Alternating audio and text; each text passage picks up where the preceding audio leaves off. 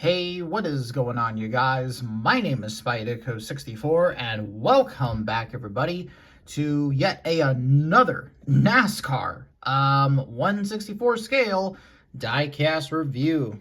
And here for today's 164 scale diecast review, once again, I got a little bit of a surprise diecast review for all of you here today, and that is. Ladies and gentlemen, we are going to be here today to have a look at and review here today at Kyle Busch's number 8 BankOzk. Is that how you pronounce it? BankOzk Chevrolet that he ran in the 2025 NASCAR Cup Series season.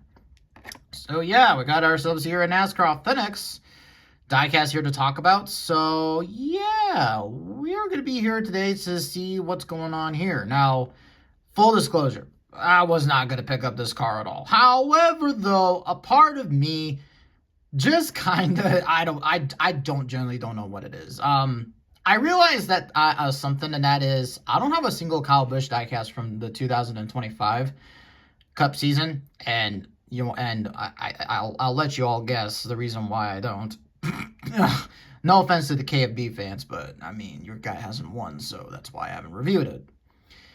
But I mean, hey, this is what the NASCAR Authentics line is for, and that is to kind of get some really unique diecasts here and there. This is a car that really dead ass. I mean, I don't really ever would have thought that they would have put this like in a wave. It's really an obscure paint scheme and all that good stuff. And I think that this is like one of the few KFB cars they've released. So there you go. Okay, but let's not waste any more time and let's get into this review. Here's a quick look at the packaging. Nothing different than the normal with the NASCAR Authentics packaging. Of course, I got number 8, Kyle Busch. This is part of Wave 3 of 2025. Looking here to the back of the box, you have other cars in the wave. Of course, obviously, let's kind of go ahead and have a look at this wave. I do have the Dale Jr. Bass Pro car from this wave.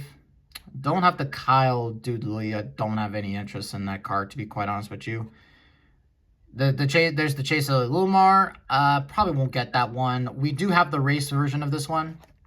The race version of this one will be reviewed in a month or so. So stay tuned for that. And yeah, I already have a Justin Allgaier champion. Well, I don't have that one. Already I had to look at that. And this one, yeah, I don't have any interest. So, yeah, I just wanted to kind of go ahead and I just wanted to grab this one. I think this might be something that I might do, and that is I might just grab one car that's like, you know what, I don't have it, and I'll never, like, buy it on the Gold Series and all that good stuff. So, that being said, let's just go ahead and just get into the review, and let's just see what this is all about. And FYI, this car is on the EL mold. It's not on that what do you call it? That cheap mold that we had to look at with the Zane Smith WeatherTech car. So there you go. Anyways, here is a look at the diecast itself. So like I said before, KFB ran this car at the, ran this car at the, I know he ran this at Homestead, Miami, and then also ran this at the Roval, and all that good stuff.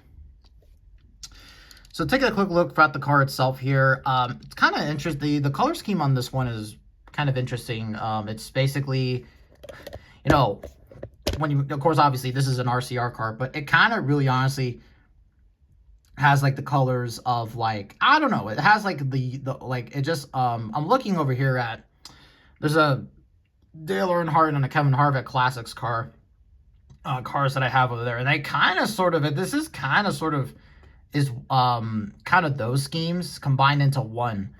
Well, not really, because the red is off and all that good stuff, you know, but I don't know, kind of seems like a little bit of a weird kind of, honestly, this would be a really cool modern day good wrench scheme. In all honesty, like this might be a dead ass, honestly, a really cool like modern day interpretation of the good wrench if they were still around, but they're not. So, yeah, of course, obviously, you can see how the whole back is black, and, oh, boy, this car, you know, actually, well, there's a good reason why I don't really buy these NASCAR Authentics diecast. This car, Holy shit, this has so many errors, dude. Like, what the hell? Like, the Gold Series cars aren't that bad. And I would even argue that they're better getting. But, oh my God, we're going to get into the freaking miscues and all that good stuff and whatnot have you. But in terms of the paint scheme, though, in terms of aesthetics, it looks cool. And all that good stuff. I'm not sure if they're going to be sponsoring KFB this year. I really wouldn't be surprised if KFB shows up at Bristol after the Easter break, after how terrible RCR has been. So, yeah. But that being said, let's just go ahead and get down to the sponsors here. Since this is a NASCAR Authentics, there's nothing on the windshield, so that's typical. BankOzk with 2 arrows, one little one and one big one. Of course, you got here the hood louvers. I do like the detail of the 3D detail right there. Here's the Chevrolet front end. Of course, Sonunco RCR, Sonunco. And you can see there is a chip right there. That's good on you, Lino. Got Goodyear NASCAR Cup Series. That looks wonky as all hell. I got more chipping down here where the, I don't know where the rocker panels are and all that good stuff. Got more chips on the side here. Like, yeah, look at that. You got chips right there. And you got this white thing. I think that is a part of the design because it's on both sides. Okay, that's part of the design, but that looked weird for a minute. Anyways, I got number 8, BankOzk, Cheddar's, Scratch Kitchen. You got Cynics down there. There would have been a Rebel whiskey, and then also, what do you call it? I forgot the name of this. I forgot the name of the nicotine sponsor. I forgot the name. I do not remember the name of it. Oh, Zone. There would be logos for them, but this is a kitty. This is it's supposed to be sold in Targets and Walmarts. You can't sell that to kids. You got Chevrolet, Lucas Oils, Sherman-Williams, PTC. This car feels like a PTC car, dead ass. Got number 8, Ozek.com, BankOzk back there.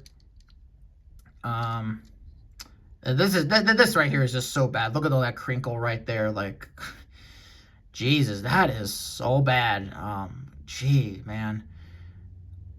Akuma, BankOzk, Chevrolet, ZL1. It would say an A back there, but it looks like this car made contact with the wall and all that good stuff. And the other side looks okay. You got some more chips down there and all that good stuff. So, yeah.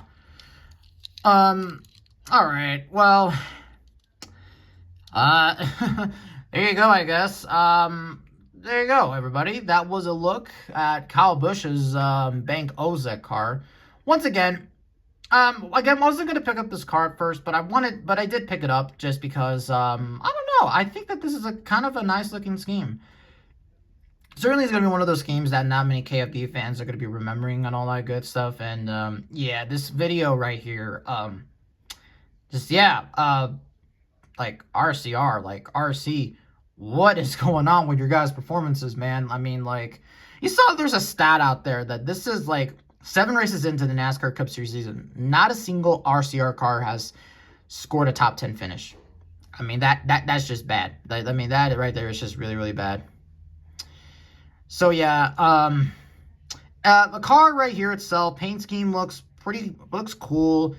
The quality on this car, though, it's seen better days. This is just your typical NASCAR. This is just your typical NASCAR things. And even what's it called? The Dale Jr. This Bass Pro Dale Jr. one. Low-key, probably should have done a review on this. This one is just much better in quality. The 8 looks a bit wonky on the top, but why is this car right here have better quality than this one? It's because Lionel prefers Dale Jr. over Kyle Busch. Yeah, maybe that might be a reason, but whatever. So, yeah, bit of an unexpected diecast review, and, you know, it would have been kind of funny if I would have posted this yesterday on Sunday, so there would have been consecutive days of diecast reviews, but that will not be the case, though. So, anyways, though, guys, that's going to do it. Tell me your thoughts and feelings on this car. To any of you KFB fans, I mean, if you see this in the store, I say go ahead and buy it. But at this point, the Kyle Busch and RCR experience, it's dead. It's just dead. So that's going to do it here for today's video. Thank you all so much for watching, and I will catch all of you in the next one. And yeah, I think we got a review later in the week, so catch you all then.